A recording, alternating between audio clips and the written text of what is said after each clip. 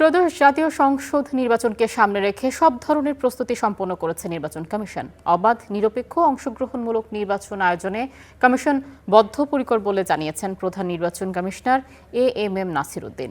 সকালে রাজধানীর হোটেল ইন্টারকন্টিনেন্টালে দেশি বিদেশি পর্যবেক্ষকদের সংবাদ সম্মেলনে এসব জানান তিনি। সিসি বলেন, নির্বাচন গ্রহণযোগ্য ও অংশগ্রহণমূলক করতে কমিশন সংস্কারকে গুরুত্ব দিয়ে কাজ করেছে। নির্বাচন ব্যবস্থার স্বচ্ছতা ও জবাবদিহিতা নিশ্চিত করতে প্রয়োজনীয় সব পদক্ষেপ নেওয়া হয়েছে। যে কোনো ধরনের অনিয়ম কঠোরভাবে তদারকি করে ব্যবস্থা নেবে নির্বাচন কমিশন। ভোট গ্রহণ থেকে ফলাফল ঘোষণা পর্যন্ত প্রতিটি ধাপে নিশ্চিত করা হবে জবাবদিহিতা।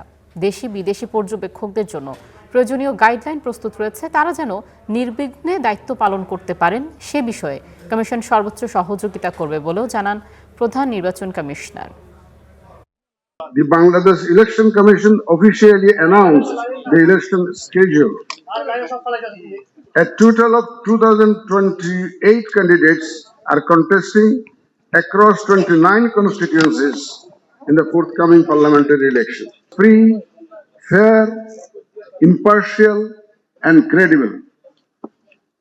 Our preparations have followed a coordinated and multidimensional approach.